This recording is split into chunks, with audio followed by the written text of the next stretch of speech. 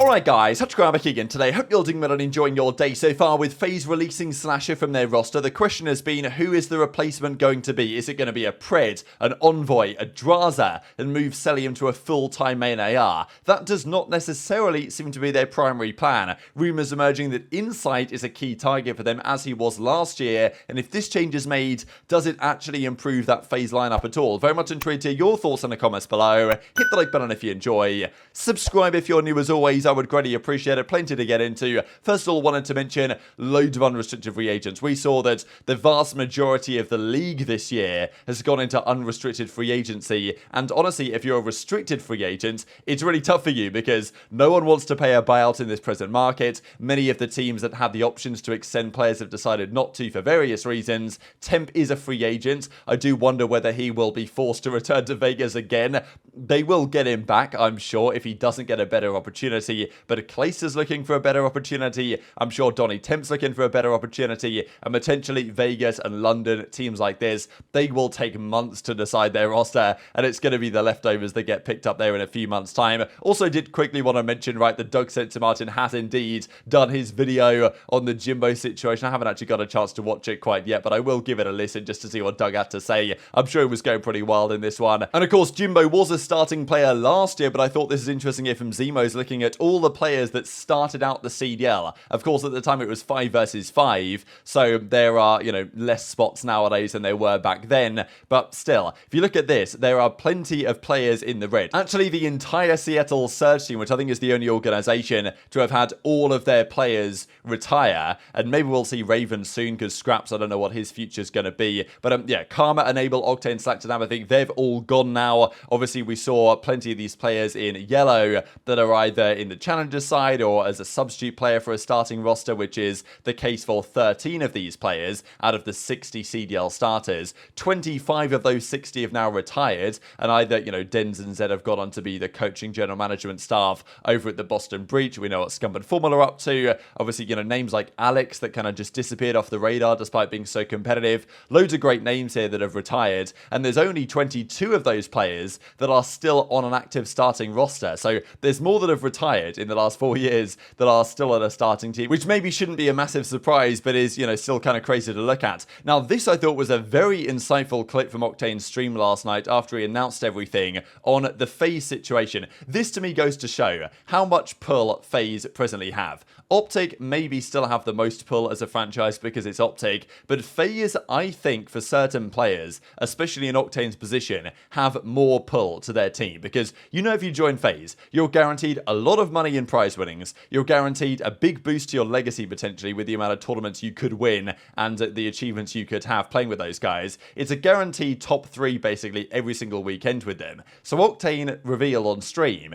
that FaZe did not give him an offer. Now, in fairness, I'm sure the FaZe guys knew that Octane was retiring, and Octane had made it clear to his team even before the end of the World Championship, or certainly at the end of it, that he was going to retire, and he'd made his mind up for some time. But it's crazy that having made his mind up fully for a long time on this now, Octane, he still says that if FaZe knocked on his door and said, "Hey Octane, do you want to come and join us?" he would have had a very difficult decision to make. So you sell Simp and aBeZy as dynasty level. That's what I'm saying. Like if it was a FaZe offer and the money was good, I definitely would have thought about it.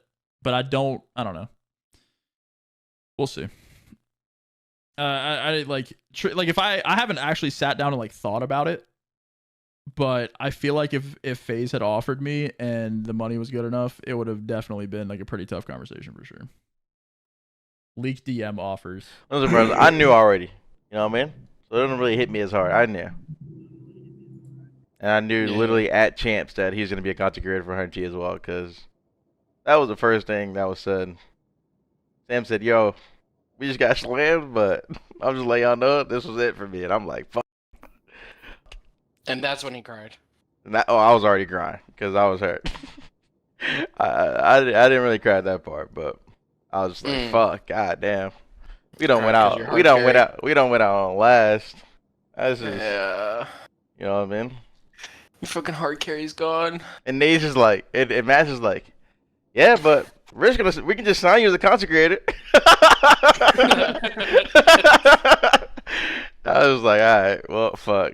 Like, damn. So I think that goes to show exactly how difficult it is to turn down a spot on FaZe, because Octane has been set on retiring, but he's like, well, if FaZe actually asked me, it would be difficult. Now, I think he probably would have stuck to his guns anyway, because, you know, he's made it clear that he doesn't want to leave Thieves and all this stuff, and I don't think he would have done, but maybe he would. And is it possible to turn down that chance? It's difficult. I mean, so many players, if FaZe come calling, like, that is right up there at the top of the list. And let's say OpTic come calling, I don't think that he considers that for anywhere near as long as he does for the FaZe situation, just because of, you know, what is to be achieved over there. So, of course, players don't tend to turn down opportunities on FaZe. SlasheR most certainly didn't when he had the chance. I think SlasheR actually did a very good job this season, all things considered. His numbers at the end of the year were very impressive indeed. But they obviously feel like they can upgrade from SlasheR, and my perspective would be on the FaZe situation. I said yesterday that surely they've got to realise that some sort of changes to their roles might well be necessary to take this team to the next level. And I think SlasheR was valuable for their culture and for other elements. I know he got Cellium going to the gym and stuff like this, and I think that it helped them, maybe team chemistry wise, and maybe just getting Cellium to perform at an even higher level. Who knows? But I thought it was potentially valuable in many ways. I do wonder actually what's going on with SlasheR, because at least as of recording, we saw when Huke and Ghosty were dropped,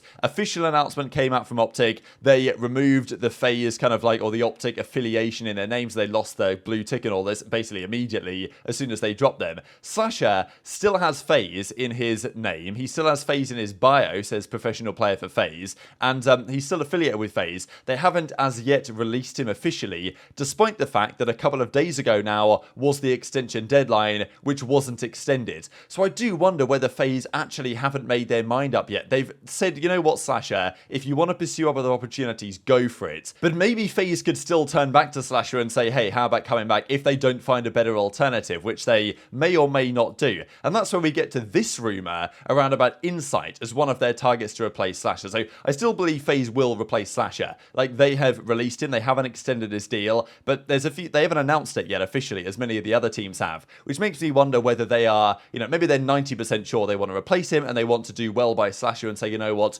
go off and explore any other opportunities with no buyout. And then if SlasheR talks to, let's say, Minnesota Rokkr, or let's say talks to Surge or some other team that could potentially be building around him, and then he gets a good offer there, then he can go and depart on his own will. But if FaZe then phone him up and say, you know what, we actually think that you're still the best option we have, SlasheR would probably rush him back to that team, because why wouldn't you if given the chance? But Insight was a target last season, and I mentioned this yesterday or whatever it was, that I'm pretty sure they wanted him, but Toronto said, no way, you're not having him, we're not doing a buyout or anything like that. This season, they definitely will entertain a buyout there, and Insight and CleanX want to stay together, as we talked about earlier today, but the thing is, if you're Insight and you get the FaZe offer, and that would of course mean leaving CleanX behind, you're not going to stick to the laurels, right? Like, you're going to be out of there, you're going to be joining FaZe.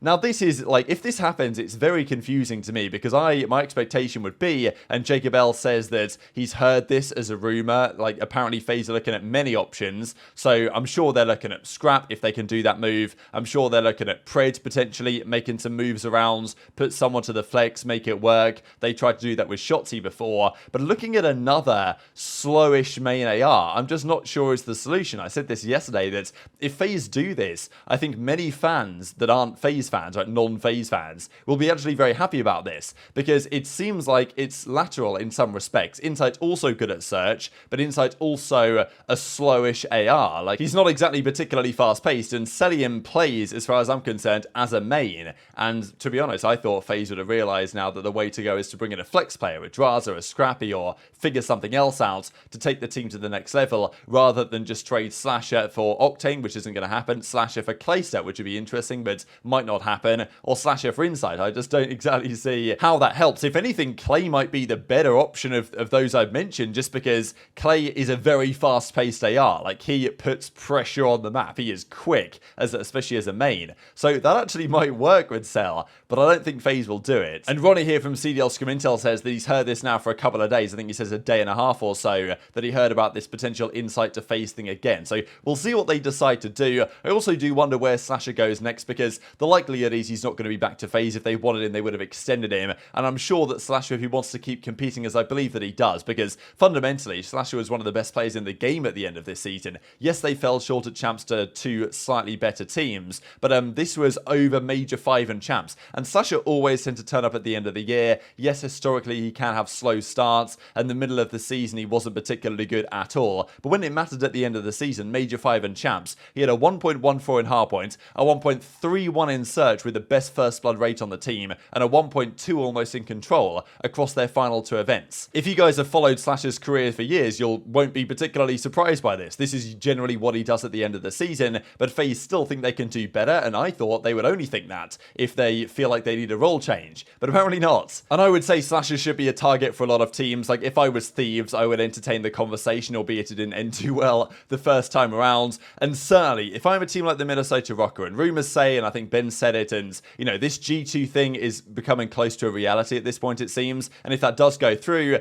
G2 will want to take it seriously, right? They won't want to come in with a team that isn't competing, so I can see a world where, like, you know, SlasheR and Sib as an AR combo could be very exciting to spice up the start of a team and see where things go from there. So, yeah, I don't know, just some ideas there on where SlasheR might potentially end up after all of this. Wanted to look at a couple more Lion Man cards as well. These were Shotzzy's, so a 90 rating overall. Good numbers, honestly, across all the game modes here. Like, not a stellar year, but from Shotzzy by his standards, especially his Search and Destroy wasn't quite as impactful on LAN as maybe it has been in previous years. I think in Vanguard, Shotzzy and Search was just an absolute demon. This year wasn't always the case. That's how it can go sometimes, but still very much absolutely a top player for this team. And also, this was Scump's card. He didn't play for very long at the start of the season, right? But he did have some of the best hill time numbers, and also just great slaying in the respawns in general. 1.13, 1.12 respectively, high kills per 10 based on his role here. And Methodz actually tweeted this out because his card was rated higher. So I don't look at the ratings too much because the way they're calculated, like Scump's Search and Destroy brought him down a fair bit here, but they didn't really play that many series, to be honest. So Methodz' card was technically higher rated, and Methodz wanted to let everyone know about it, and then I thought this tweet was funny, right? Zooming in on the fact that Zinni has 2 chips, Scump has 30. It's pretty crazy, right? The disparity there. And even OpTic are roasting Zinni because they put this clip up of Scump in his final series when he basically just put Methodz to bed here, right? It was what, at the start of this clip here where Scump